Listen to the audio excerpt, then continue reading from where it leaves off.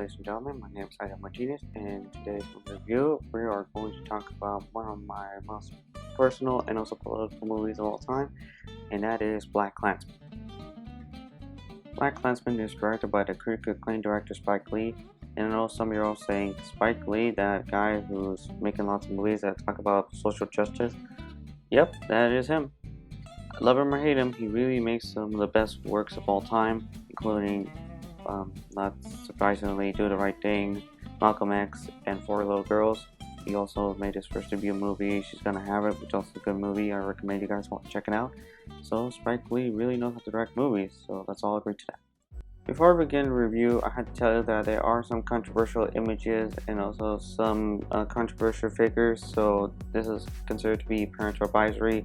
I know this is considered to be a historical movie, but I just want to warn you there is a symbol of a racist organization, so you guys have been warned. So this movie talks about Ron Stallworth, who is considered to be the first African American police officer in Colorado Springs, Colorado.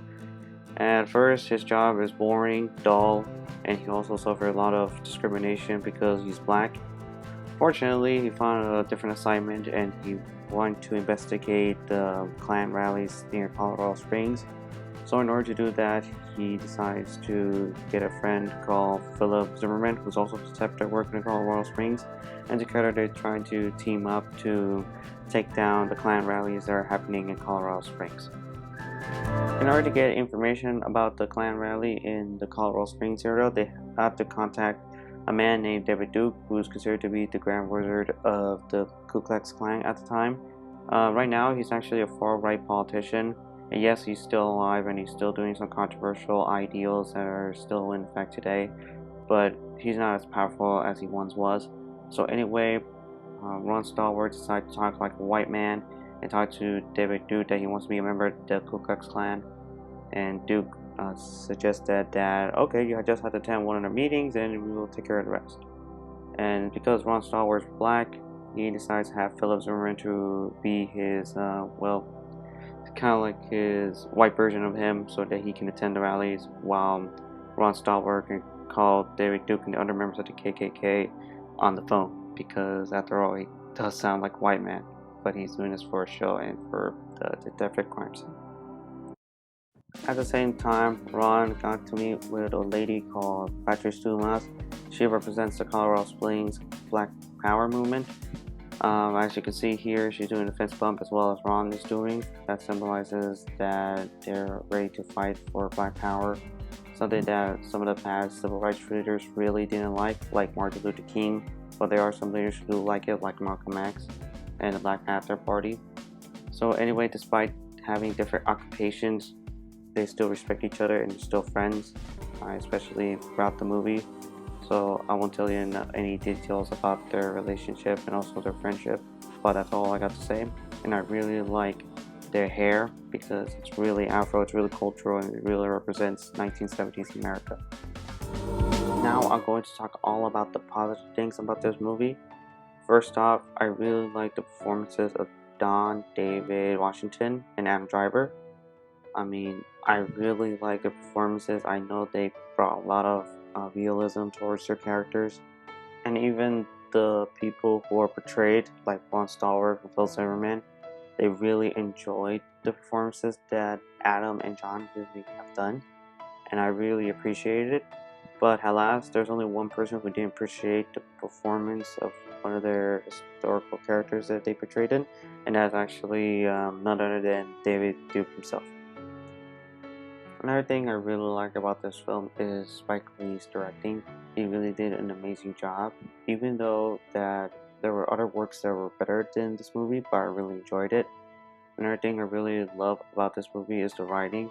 I really enjoy how they managed to make a historical piece into a reality, and also really like how they use the source of the book, even though there are some inaccuracies, as I just saw in some recent videos from Blackkklansman reviews. But overall, I really liked the writing. Also love the production. Also love Jordan Peele's alliance with Spike Lee. After all, Jordan Peele had worked in movies like Get Out and also Us. So I really love his dedication towards Spike Lee's production. Another thing I really love about this movie is the cameos. Like for instance, Alec Baldwin in the monologue. I really like his performance playing a Southern man who really talked about his point of view about segregation, the Civil War, and the Civil Rights Movement.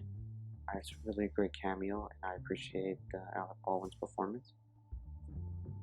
Another cameo I really enjoyed is Harry Belafonte because he really portrayed a man who got to witness lynching, who got to witness Jim Crow laws, and also got to witness segregation. And I really enjoyed the performance, even though Harry is more of a musician than an actor. But nevertheless, I really enjoyed his performance, and he really did a fantastic job. I'm not saying Alec Baldwin didn't do an amazing job. I'm just saying that they both did a great job. It's just that Harry has more of a powerful message towards it. Speaking about powerful message, I really like Spike Lee's connection towards the events that are happening during that time, especially during the time of the Unite the Right rallies, and also the connection between racism and how it affected the country as of today. And the image right here is Heather Hayes. She was killed by a member of the far right movement. He's arrested and he's in jail, so thank God for that. But it's so sad to see Heather pass away because she's killed by her own kind, but in a racist way. So I really feel bad for her and her family, and that's the reason why I like this movie, is because Spike Lee is trying to make a connection from the past to the present. After all, history repeats itself, and it'll never stop until we learn from it. Overall, I give this movie a 9.5 out of 10. It's really a perfect film from Spike Lee, and I felt like it deserved to be nominated for the Oscars, and it really deserved to win Best Screenplay. However, I do feel bad it didn't win for Best Picture because of Green Book, which, in my opinion, Green Book, it does not represent what racism is all about.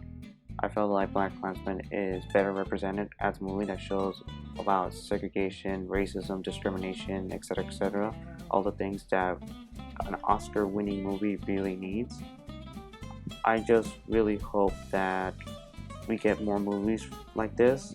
So thankfully we're gonna get some more movies like this. It's not the end of the world, and I wish other people other than Spike Lee would make powerful messages about racism, especially during time that we are living, especially during time where police officers are beating blacks and also discriminating other cultural race.